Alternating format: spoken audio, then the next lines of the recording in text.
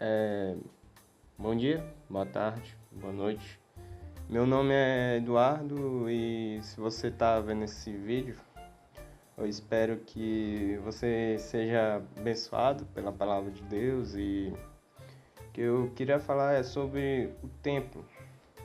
No Antigo Testamento, o templo era referente àquilo que era físico, como podemos ver em 1 Reis, capítulo 6, versículos 12 e 13, que diz: Quando esta casa que tu edificaste, se andares meus estatutos, e fizeres meu juízo, e guardar todos os meus mandamentos, e andando neles, confirmarei para contigo a minha palavra, a qual falei a Davi, teu pai.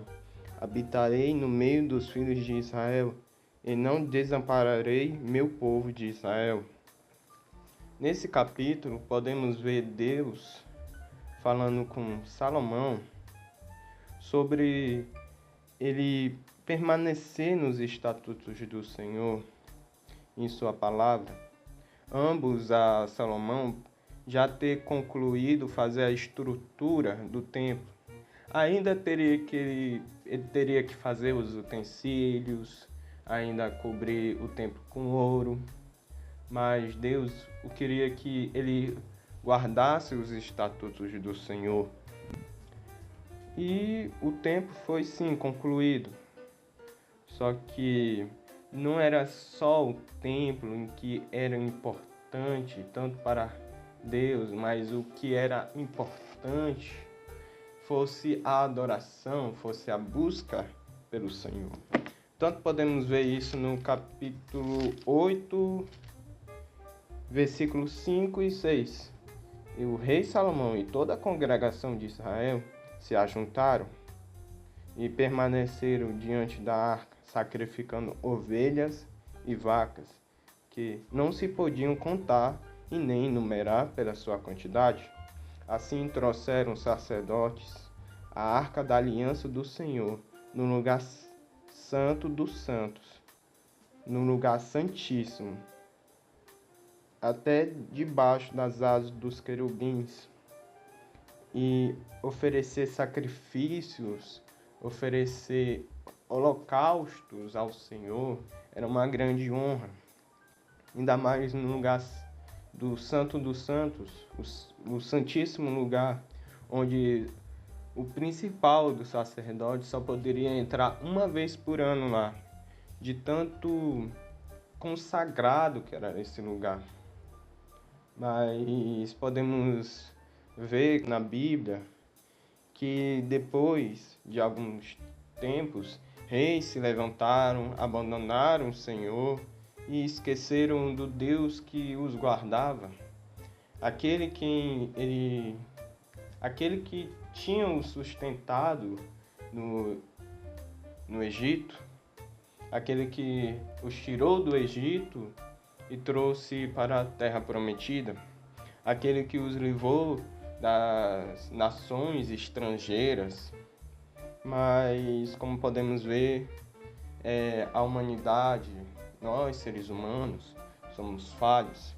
E se Deus utilizou a nação de Israel como exemplo, tentou nos dar o exemplo de que Ele é amoroso, em que permanecer em Sua palavra nos garante ter a oportunidade de não cair, não perecer na carne, nas nossas vontades que são vãs. Tanto que no Novo Testamento podemos ver em que um novo tempo surgindo, o tempo em que não necessariamente precisava mais de um templo para se adorar, para buscar o Senhor. Agora, o tempo era de buscar o Senhor e viver para Ele, sua vida, seu corpo, sua alma toda, em devoção ao único Deus digno de todo louvor. E no capítulo capítulo 4, versículo 23 e 24 do Evangelho segundo escreveu João, podemos ver em que Jesus, falando com a mulher samaritana, falando que não mais seria necessário ir para um monte ou para Jerusalém para adorar o Pai, mas sim adorar em espírito e em verdade. Porém, hora vem agora em que os verdadeiros adoradores adorarão ao Pai em espírito e em verdade, porque o Pai procura tais que assim adorem. Deus é espírito, e importa que os que adorem em espírito e em verdade. E nós, em que eu não sei você que provavelmente deve estar ouvindo isso. Se você ainda não conhece o Senhor, a minha melhor dica que eu posso te dar, pessoa, a melhor dica que eu posso falar para você é de que Jesus é maravilhoso, de que por meio do arrependimento dos nossos pecados, por meio do perdão dele, por meio de sua graça e sermos cada dia mais libertos da carne e ser mais semelhante com ele, podemos receber a salvação, podemos ser templo e morada dele. Tanto em Coríntios 6, capítulo 19, diz: Ou não sabeis que vossos corpos são templo do Espírito Santo, que habita em vós, proveniente de Deus, que não sois de vós mesmos. Então somos templo morado do Senhor, por meio da graça, por meio da sua misericórdia.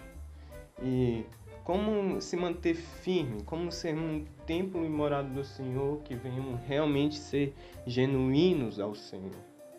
Jesus diz no capítulo 7, escreveu Mateus, o Evangelho, versículo 24 em diante, diz: Todo aquele que, pois, escuta essas minhas palavras e as pratica, assemelhá-lo-ei a um homem prudente que edificou sua casa na rocha. Desceu a chuva, correu os rios, assopraram ventos e combateram aquela casa. Porém não caiu, porque estava edificado na rocha.